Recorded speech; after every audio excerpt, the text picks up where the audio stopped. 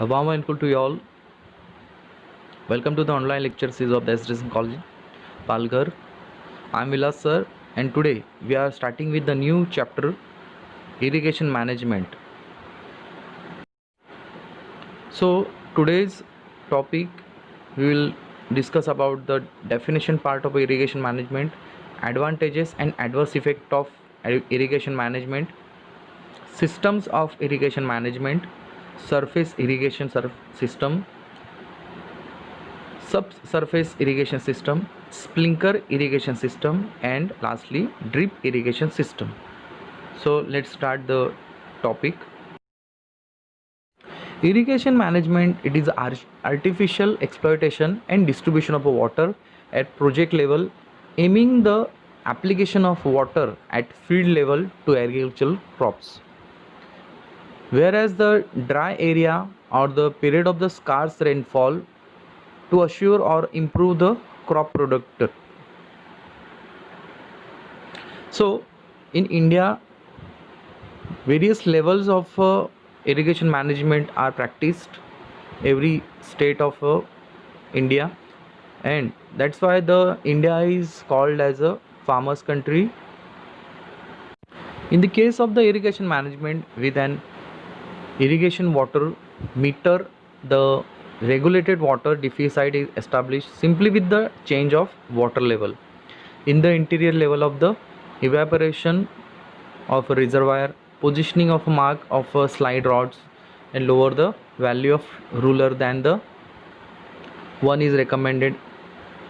In certain villages, very less rainfall is occurs, so that time this irrigation management term is largely used to provide larger water. If we see the India part, larger quantity of water, it is formed by the tube wells, it is almost 46%. Then the canal system providing the 24% of the water. Then tank is providing 3%. Other resources is giving 11% of water, and other than all the terms, 16% of water is provided by other wells. Let's see the advantages and adverse effect of irrigation. Starting with the advantages. In irrigation system, it provides a insurance against a short duration drought during the crop season.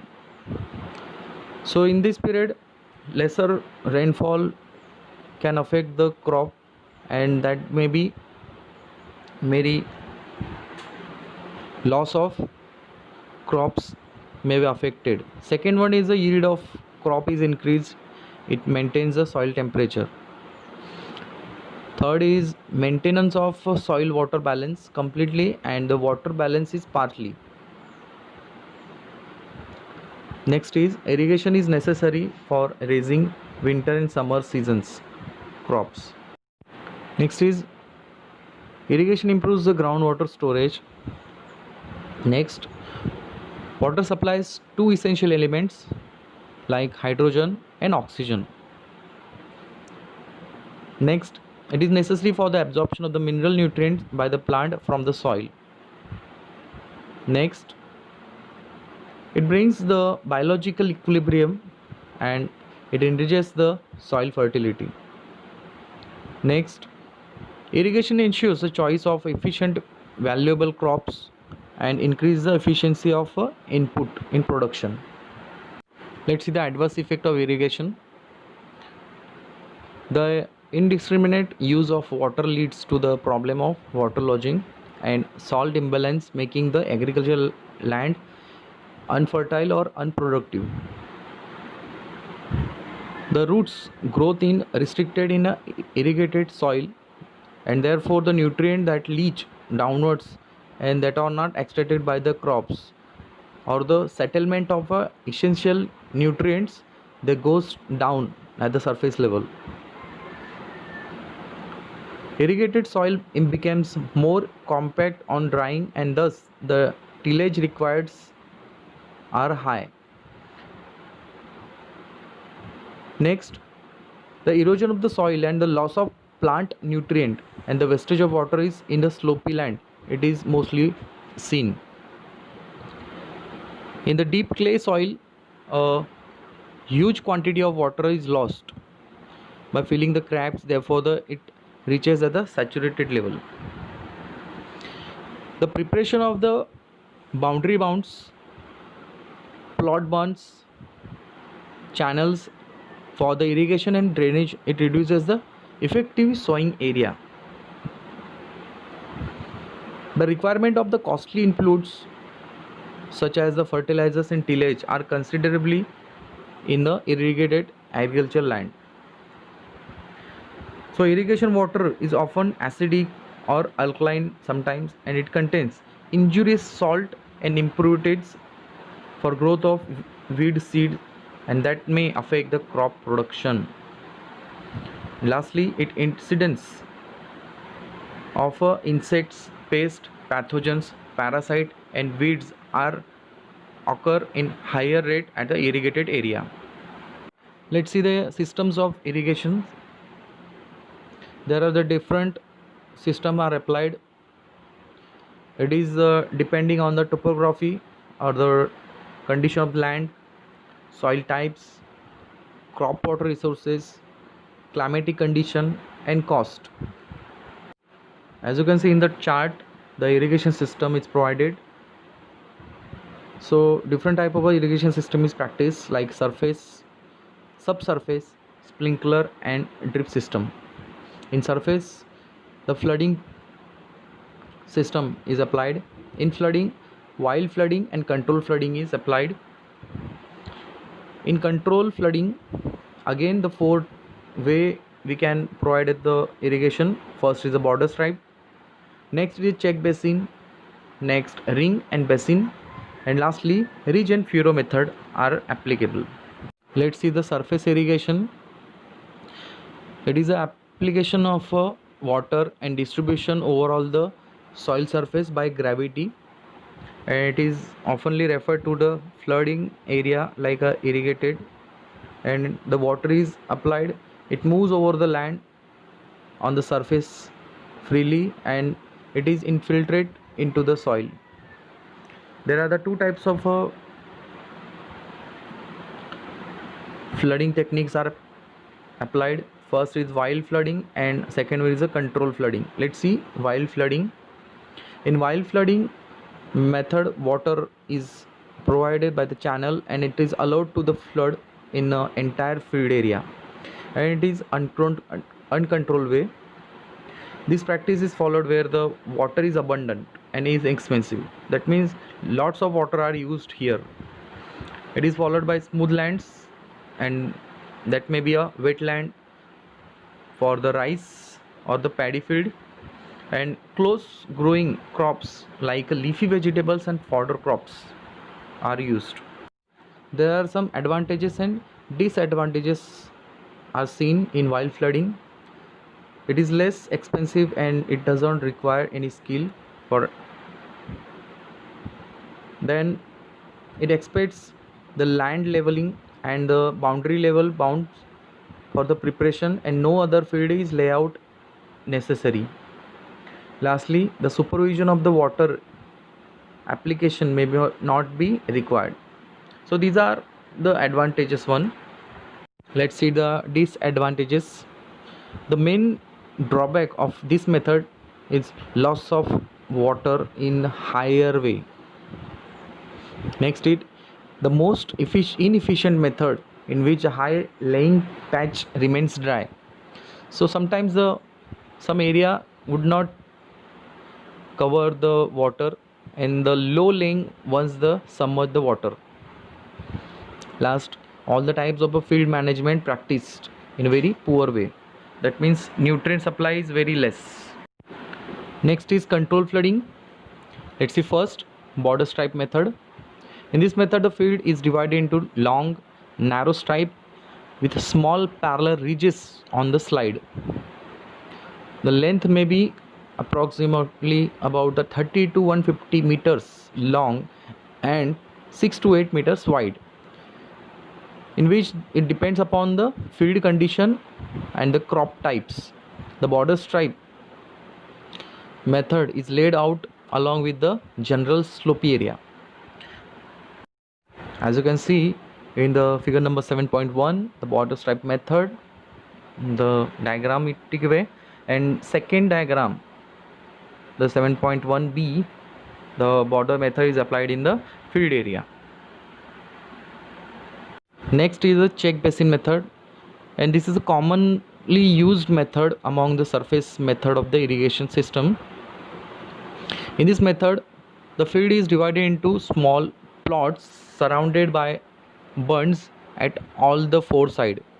So the size of a check basin ranges approximately about 4 by 3 meter to 6 by 5 meters in length.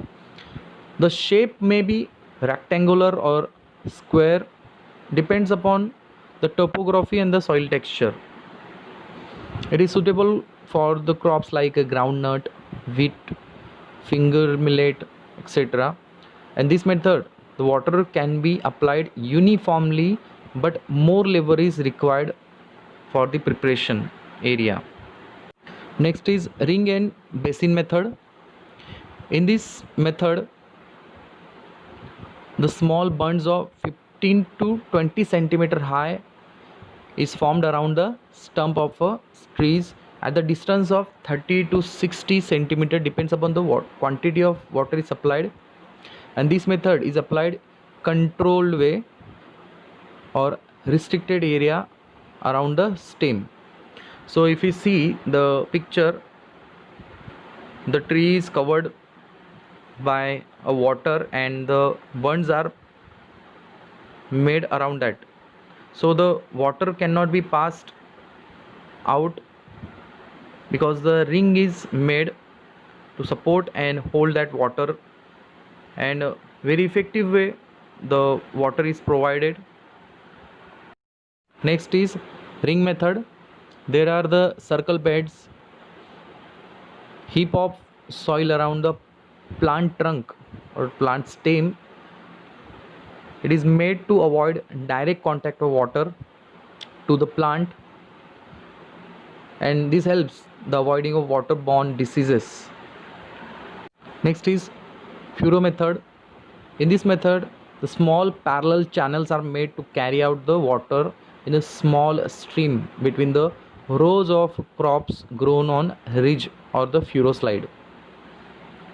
This method is suitable for the crops like sugarcane, cotton, tobacco, sorghum, maize, vegetable, and many other leafy vegetables. As you can see in the diagram, the 30 to 300 meters length of the ranges are provided in the furrow technique.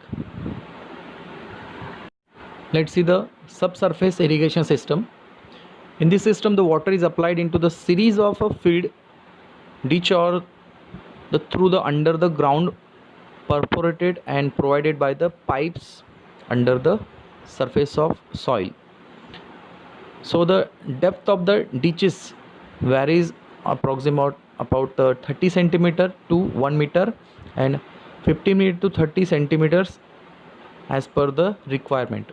The water through the ditches or perforated pipes are gradually saturated in the root zone directly by the capillary movement, and this method is practiced in a sandy soil.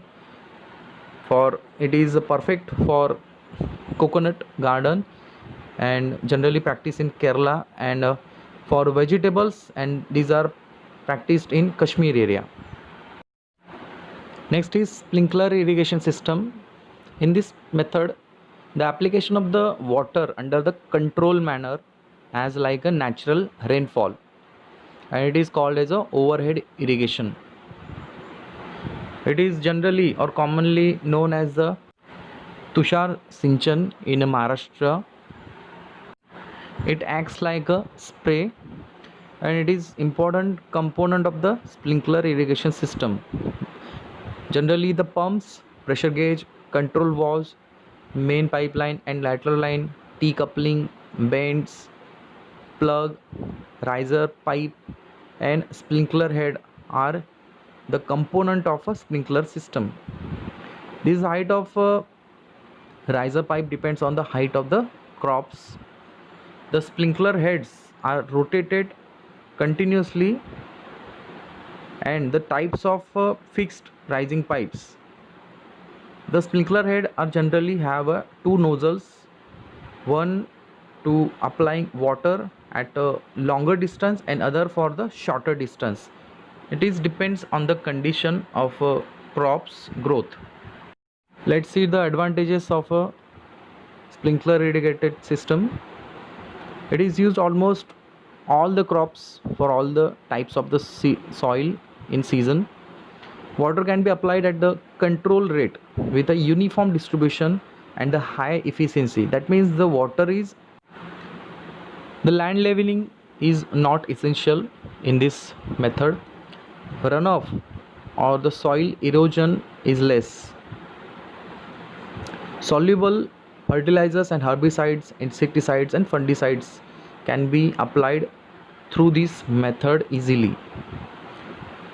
More water is saved, almost 30 to 40%, and accurate and easy instruments are used for measurement of distributed water. Let's see disadvantages of sprinkler system. In sprinkler irrigation system, it does not work well under the high wind velocity area. Next, high initial equipment cost is more, and it is not suitable where the water content of a large amount of salt and sand and debris. Let's see drip irrigation system. In this method, control irrigation in which the water is slowly delivered drop by drop to the root system of a multiple plant. Generally, it is known as Thibak Sinchan in Maharashtra region. The water is applied to the soil from the emitter. The emitter in which the attached to the lateral distribution of the water for the irrigated area. Number of emitter on the lateral depends on the plant spacing of a crop, soil characteristics and root development of a discharge emitters are provided. The main component of the drip system is pump set, pressure gauge, control valve, pressure regulator, primary filter, secondary filter, main line, lateral line, multi-outlet distributor, end plug and emitter. This method is most suitable for the arid and semi-arid region where the rainfall is very less. So the water is saved in many way. That is the main aim of our. Let's see the advantages is.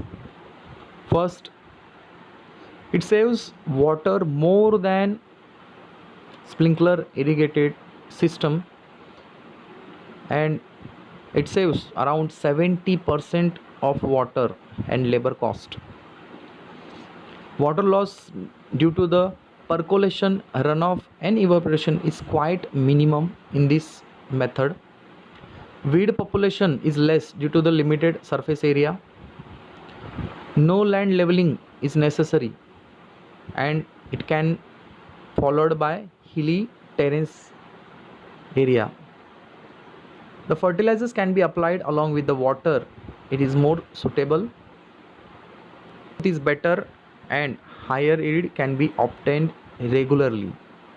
And lastly, less incidence of disease is caused. Let's see disadvantages. There are lesser disadvantages can be seen. A high initial cost can be make this system. Second one, it requires it needs regular maintenance and high repair cost. And lastly, damage to the lateral system by rodent, clogging of emitter and accumulation of salt near plant are limitation. In the schematic diagram of drip irrigation, one water storage pump is provided, as you can see in diagram. The vacuum beaker, it is the pressure it applied by the pressure gauge. The fertilizer is diluted in the water, and that fertilizer is directly pass through the pipes. The filter are applied to filter the unwanted things, and the main line goes in the irrigation area, and water is passed through the emitters drop by drop, and it is time taking but the effective way of irrigation management. So today we have discussed the irrigation management system, various advantages and adverse effect of irrigation system, types of irrigation system like surface, subsurface, sprinkler and drip irrigation system. I hope you understood the concept behind the topic. If you have doubts, so you can comment in the group of our CP and give me a chance to explain.